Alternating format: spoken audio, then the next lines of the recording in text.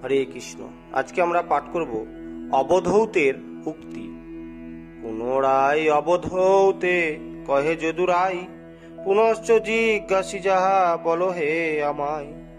বালকেরও নাহি কিছু মানো অপমান, কিবা সুখ কিবা দুঃখ সকলই সমান। গৃহপুত্র হীন আমি নিশ্চিন্ত হইয়া, শিশুর সমান সুখে বেড়াইও ভূমিয়া। পরম ঈশ্বর প্রাপ্তে যত জ্ঞানবান, আনন্দ সাগরে সাধু হয় ভাসমান। বালকেরও মত থাকে পুলক বিভর, বালক আকাশে এই শিক্ষা হয় মর। স্বরের নির্মাণকারী লোহকার গুরু, এই শিক্ষা দেয় মোরে হয়ে কল্পতরু। বৈরাগ্য অভ্যাসে কর মনের ধারণ, একেতে সংযুক্ত রাখি হবে বিজ্ঞাসন। কর্মেরও বাসনা যোগ পরিভাগ করি, তমরাজ ত্যাজি রবে সত্যগুণ ধরি। সংযোগ করিবে মন সেই ভগবানে, তবে পাইবে মুক্তি অমূল্য নির্বাণে। বাহিরে অন্তরে আর কিছু নাই ভাবিয়া, ধানস্থ যা কবে বাহ জ্ঞান শূন্য হইয়া। বান করলো সোজা কর এ যখন, অন্য কোনো বিষয়েতে না থাকে মন। পার্শ্বে যদি ভেরিবর করি রাজা যায়, স্বরের নির্মাণকারী ফিরায় আনা চাই। তার ন্যায় হয়ে যোগী করিবে সাধন, লোহকার ও গুরু হয় ইহারও কারণ। সর্প হতে এই গুণ শিক্ষা করিয়াছি, তাই তারে যদু গুরু কহি মানিতেছি। একা বিচরণ করে যত সর্প চয়, নিবাস নিয়ম নাই যথা তথা রয়। নিয়ত প্রমাদ শূন্য অলক্ষ্য আকার, অসহায় মিতভাষী গুণেরও আধার। পরগৃহে সুখে বাস করে সর্পগণ, গৃহাদি নির্মাণ দেখো দুঃখেরও কারণ। নশ্বরে দেহ নাহি রবে চিরকাল, অন্তে অট্টালিকা হয় বিষম জঞ্জাল। সর্পগণ হতে এই গুণ শিক্ষা করি, হরিষ সাগরে ভাসে যত ব্রহ্মচারী। কুমারিয়া আমার গুরু হয় যে কারণ, শুনো যদু পুনরপতি তার বিবরণ। একদিন আমি লোক তত্ত্ব জানিবারে, সর্বত্রে ভ্রমণ করি আনন্দ অন্তরে। হইলাম গৃহস্থের ঘরে উপনীত, কুমারী হেরিয়া মনে হয়ে আনন্দিত। বিবাহ না হয় তার প্রথম যৌবন, পিতা মাতা কেহ গৃহে নাই বন্ধুগণ। একাকিনী আছে সেই কুমারী গৃহেতে, আইল পুরুষ এক তাহারও বড়িতে। শশব্যস্ত করে কন্যা পূজা যথাচিত, আহারের জন্য মনে হইল চিন্তিত। নির্জনে লইয়া ধ্যান ভাঙ্গে উদুখলে, আঘাত করিছে কন্যা লইয়া মুসলে। শঙ্খ বলয়ের ধ্বনি হইতে লাগিল, কঙ্কন ঝঙ্কারে কন্যা লজ্জিত হইল। গোপন করিতে বালা কঙ্কনের শব্দ, লজ্জায় শঙ্কিত মুখ হইলে স্তব্ধ। এক এক গাছি বালা হাতেতে রাখিল, অন্য অলঙ্কার খুলি শব্দ নিবারিল। তাহা দেখি এই শিক্ষা হইল আমার, প্রকাশিয়া বলি যদু সকাশে তোমার। বহু লোক একত্রে করিল অবস্থিতি, অবরহ কলহের হইবে উৎপত্তি। সঙ্গ ত্যাগ করিবে যতেক সাধুজন, একাকী করিবে বাস পাইলে নির্জন। পূর্ণ নাব ক্ষুদ্র জীব সেও গুরু হয়, তাহারও কারণ শুনো ওহে মহোদয়। ত্রিগুণ রূপিণী মায়া সূত্রেতে গঠিত, তাহাতেই বদ্ধ জীব আছে হে নিয়ত। নিজ মুখ সূত্র জাল বিস্তার করিয়া মাকড়সা করয়ে কীরা আনন্দে মাতিয়া। পুনরায় সেই সূত্র করে নিজ গ্রাস, আপনি শ্রী জিয়া উর্ণ নাভি করে নাশ। সেই রূপ নারায়ণ এ বিশ্ব সৃজিয়া, আপনি করেন গ্রাস প্রলয় করিয়া। পরম পুরুষ আদি অনাদি ঈশ্বর, কালো গুণ বসে সৃষ্টি করি চরাচর। কৈবল্য স্বরূপ সপকাশ জনার্দন, সত্য রজ তম গুণে করিল সৃজন। আপনি শ্রী জিয়া গ্রাস করেন আপনি, মাকড়সা জালের মতো যেন নিপমণি। ক্ষুদ্র কুমারিকা কীট গুরু মোর হয়, তাহার কারণ বলি শুনো হে নিশ্চয়। স্নেহেতে ভয়েতে কিংবা দেশেরও কারণ, যে যে বিষয়েতে মন করিবে ধারণ, তাহারও স্বরূপ জীব হইবে নিশ্চয়। কুমারিকা কীটে এই জ্ঞান শিক্ষা হয়, ধরিয়া দূর বল কীট বলবান কীটে, টেনে লয়ে যায় তারে আবাস নিকটে। পরেতে দূর বল কীট তার রূপ ধরে, সেই বর্ণ হয় স্বরূপ লাভ করে। নিজ দেহে গুরু বলি করেছে শিকার, উৎপত্তি বিনাশশালী দুঃখেরও আধার। শিগাল কুকুর দেহ করিবে ভোজন, ভস্য হবে শ্মশানেতে করিলে দাহন। মধুর বচনে কৃষ্ণ কহেন উদ্ভবে, গুরু বিনা গতি সখে নাহি এই ভবে।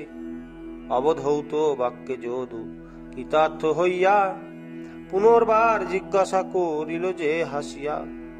গেল ভ্রম জ্ঞানোদয় হইল আমার, কিসে গুরু কুরুর পক্ষী হইল তোমার। অবধৌত কহে শুনো যদু মহাশয়, পক্ষীর নিকটে যাহা শিক্ষা হয়। প্রিয় বস্তু প্রতি স্নেহ দুঃখেরও কারণ, আসক্তিতে আজিলে সুখ হয় যে রাজন। আমি লইয়া যত কুরুর পক্ষীগণ, দুর্বল কুরুরে বোধি করয়ে ভক্ষণ। আমি লাগিয়া পক্ষী পাই কত দুঃখ, আসক্তিতে আজিলে পাই অনায়াসে দুঃখ। আত্মতত্ত্ব নির্ণয় করিয়া মনে মনে, সঙ্গ ত্যাগ করি ভ্রমিতেছে এ ভুবনে। যে দেহেরও লাগি কৃষ্ণ অর্থেরও সঞ্চয়, যার জন্য জয়া পুত্র ভূত সমুদয়। আয়ু শেষ কালে প্রাণ দেহ গেহ ছাড়ি, কালেরও কবলে যায় কেন তাড়াতাড়ি। শপথ পাইলে পতি তাহারা যেমন, আপনায় আপনা দিকে করে আকর্ষণ। সেরূপ ইন্দ্রিয়গণ এই দেহ পেয়ে, আপন আপন দিকে লয় যে টানিয়ে। চক্ষু লয়ে যায় রূপ দেখিবার তরে, স্পর্শে যায় সুখদ্রব্য স্পর্শ করিবারে। ইন্দ্রিয় সকল জয় করি সাধুজন, নির্ভয়ে বিশ্ব মাঝে করেন ভ্রমণ। পশু পক্ষী কীটনাগ পতঙ্গ সিজিয়া, বিখ্যাতি উদ্ভবে প্রভু নির্মাণ করিয়া। তুষ্ট না হইয়া তাহে জগত ঈশ্বর, মানব দেহের সৃষ্টি কইলইয়া অতঃপর। দেহপুরী মধ্যে নর নবদার বর্তমান, জ্ঞান জড় উভয়েতে হইল নির্মাণ। পশু পক্ষী আদি করি লক্ষ জন্মভূমি, দুর্লভ মানব জন্ম পায় দেহ স্বামী। যাহে মোক্ষ পাবে ভবে করিবে এ যত্ন, কৃষ্ণ ভক্তি বিনা নাহি মিলে মোক্ষ রত্ন। শুনো হে উদ্ভব কহি প্রকাশ করিয়া, যদু মহারাজে অবধৌত শিক্ষা দিয়া। শুনো যদু মহারাজ করি নিবেদন, মম শিক্ষা গুরু হয় এ 24 জন। গুরু হতে জ্ঞান শিক্ষা করিয়া সকল, বৈরাগ্য বশত ভ্রমি অবনি মণ্ডল। অন্য ঋষি বহু গুরি গুরু না করি আশ্রয়, অনায়াসে তারা ভাবার নবে পার হয়। আর এক গুরু হতে বহু শিক্ষা নাহি হয়, বহু শিক্ষা বিনা নাহি তত্ত্বেরও নির্ণয়। আর অবধিত বাক্যে যদু হয়ে আনন্দিত, সমাদরে তারে পূজা করে যথোচিত। যদু রাজে জ্ঞান শিক্ষ দিয়া তপধান, যথেচ্ছই স্নাতে পরে করিল গমন। যদু মহারাজ এই শিক্ষা করি জ্ঞান, দুর্লভ মানুষ্য জন্ম করিয়া গ্রহণ। শ্রীহরি চরণ যেবা না করে ভজন, বৃথায় তাহার জন্ম বৃথা করে বর। যে জন না ভজে হরি ত্রিজগদীশ্বর, কৃষ্ণ ভক্ত হরি ভক্ত জনের আদেশে, রচিল যে দিন কবি প্রবন্ধ বিশেষে। অতঃপর যোগ শাস্ত্র করে বর্ণনা, যাহার শ্রবণে মুক্তি পায় ভক্ত জনা। যোগী বিনা যোগ শাস্ত্র কেবল আদরে, অন্ধেরও কি প্রয়োজন দিবাকর করে। গুরু উপাখ্যান শুনি উদ্ভব তখন, চিত্ত শুদ্ধি আত্মতত্ত্ব জ্ঞানেরও সাধন। দেহেরও সম্বন্ধে হয় আত্মারও সংস্কার, খণ্ড করিয়া কৃষ্ণ কন পুনর্বার। শুনো হে উদ্ভব যাহা বৈষ্ণবেরও ধর্ম, কামনা ত্যাজিতে হবে এই তারও কর্ম। আমারও আশ্রিত হবে গুণী পঞ্চরাত্র, আশ্রম আবারও জাতি অনুষ্ঠান মাত্র। কেমনে পায় কেমনে কামনা ত্যাগ করিতা শুনো, মিথ্য জ্ঞান বিষয়েতে হইবে নিপুণ। বিপরীত ফল তাহে করি নিদর্শন, কামনা করিবে ত্যাগ বিবেকী যে জন। নাহি ঘুমাইলে স্বপ্ন হয় নিরীক্ষণ, বিফল তাহার হয় শুদ্ধ মাত্র ভ্রম। বিষয়ে চিন্তিল জন্মে ইন্দ্রিয়েরও জ্ঞান, বিফল জানিয়া ত্যাগ করে জ্ঞানবান। কাম্য কর্ম ত্যাজি নিত্য নৈমিত্য করিবে, আত্মজ্ঞান হইলে দুই কর্মতে আগিবে। আমি কিংবা আমারও সমান হন গুরু, যমনিয়মাদি শিক্ষা দানে কল্পতরু। গুরু সেবা করিয়া শিখিবে উপাসনা, তবে তো যাইবে তার বিষয় ও কামনা। গুরু শিষ্য সম্বন্ধে হে বড় গুরুতর, শিষ্যেরও কর্তব্য নাহি শুনোই অত পড়। অভিমান অহংকার হীন হবে শিষ্য, মমতা রহিত হবে ত্যাজিবে আলস্য। বৃথা কথা নাহি কবে হিংসা শূন্য হবে, গুরুর নিকটে ধর্ম জিজ্ঞাসা করিবে। যায়া পুত্র গৃহক্ষেত্র আরো ধনজন, সর্ববস্তু গুরু করে করিবে অর্পণ। তুল্য ভাবে সর্ববস্তু করিলে দর্শন, সেই শিষ্য লাভ করে গুরু ভক্তি ধন। উদাসীন সমধর্মী হবে যেইও জন, তবে যেন হবে তার আত্মদর্শন।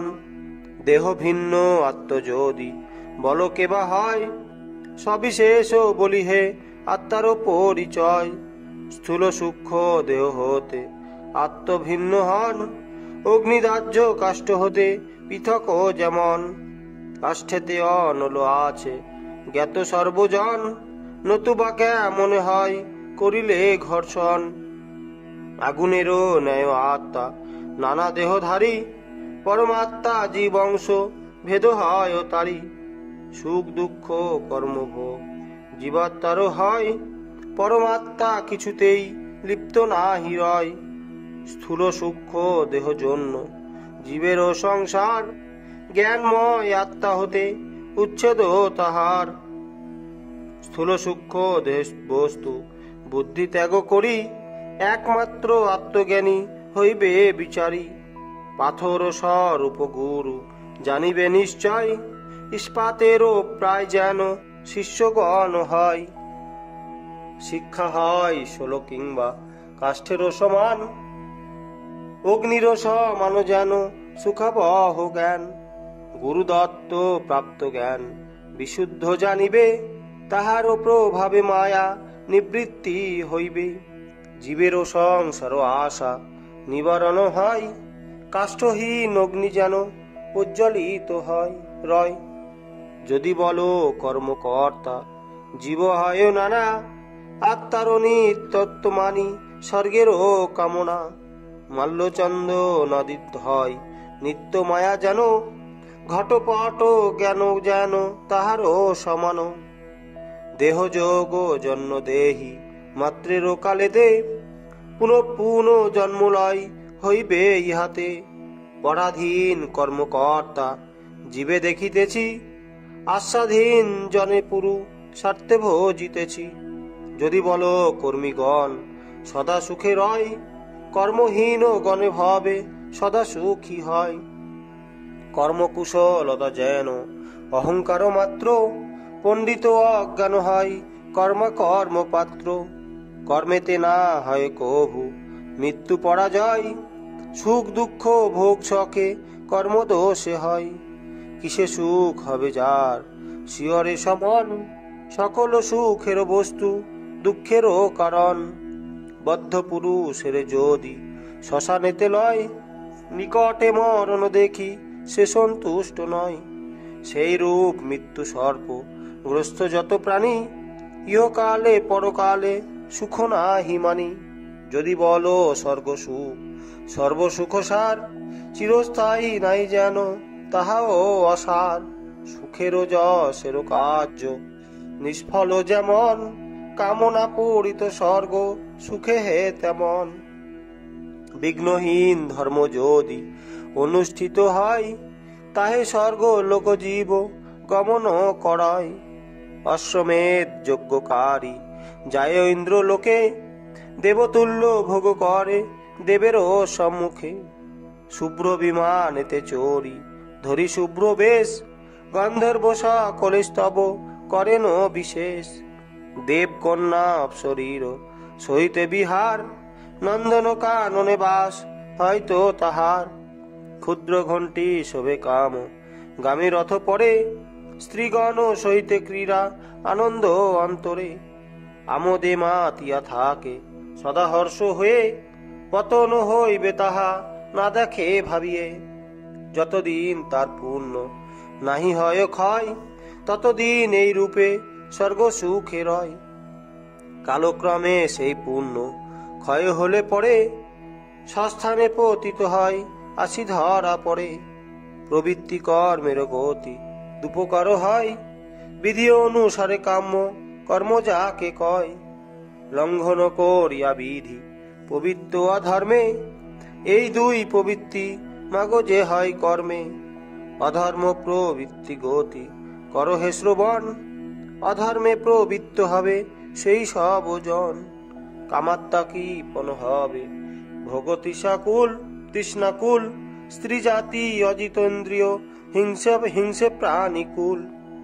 অবিধি পূর্বক পশু ছেদন করিয়া, ভূত প্রেত গণে পূজা বলি দিয়া। অবশ হইয়া করে নরকে গমন, বৃক্ষজনী পাই ভাবে সেই সব জন। বহু কষ্ট কর কর্মে করিয়া সাধন, পুনর্বার অন্য দেহ কর এ গ্রহণ। যাহাদের এ সংসারে আসিতে হইবে, কিবা সুখ সখে মনে দেখো দেখি ভেবে। কল্পজীবী লোকপাল ব্রহ্মা প্রজাপতি, আমা হতে পাই ভয় তাহাদের গতি। ইন্দ্রিয় করেন কর্ম আত্মা লিপ্ত নন, গুণেতে করায় কার্য সেই ইন্দ্রিয়গণ। ইন্দ্রিয় সংযুক্ত জীব উপাধি ধরিয়া, সুখ দুঃখ আদি কর্ম ভোগ কর গিয়া। আত্মার উপাধি নাই, নাই সুখ দুঃখ, নাহি কর্ম ভোগ নিত্য পূর্ণ মাত্র সুখ। যতদিন গুণ দোষ থাকিবে বিচার, ততদিন নানা ভাব হয়তো আত্মার। যতদিন সে আত্মার নানা ভাব থাকে, ততদিন পরাধীন হয় এই লোকে। ততদিন ভয় হয় ঈশ্বর হইতে, কর্মভোগে শোক মোহে অন্ধ হয় তাতে। মায়াতে মোহিত চিত্ত হয় যে যে যাদের কর্ম বেশে যাতায়াত হয়তো তাদের এ সংসারে কর্মভোগ সেবা করে যারা বিমূঢ় হইয়া শোক গ্রস্ত হয় তারা।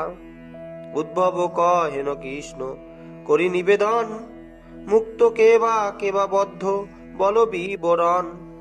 মায়া মুক্ত হয় যে বা কি তার লক্ষণ, সামন্তবিহীন গুণে বদ্ধ কোন জন। বদ্ধ মুক্ত জনে কি বা করে ব্যবহার, উভয়োর কি লক্ষণ কি রূপ আহার। কি কারণে বদ্ধ মুক্ত দুয়ে জানা যায়, কি রূপে শয়ন করে থাকে বা কোথায়। নিত্যবন্ধ নিত্য মুক্ত কিসে জানা যাবে, এই কথা প্রকাশিয়া বল শুনি তবে। উদ্ভবেরও কথা শুনি সহাস্য বদনে, উত্তর করেন হরি মধুর বচনে। যোগী বিনা যোগ শাস্ত্র কে বুঝিতে পারে, যোগের মহিমা খ্যাত এ ভব সংসারে। শ্রী ভাগবতের কথা সুধাধি এক সুধা, শ্রবণে অমর যায়। আশা খুদা। হরে কৃষ্ণ।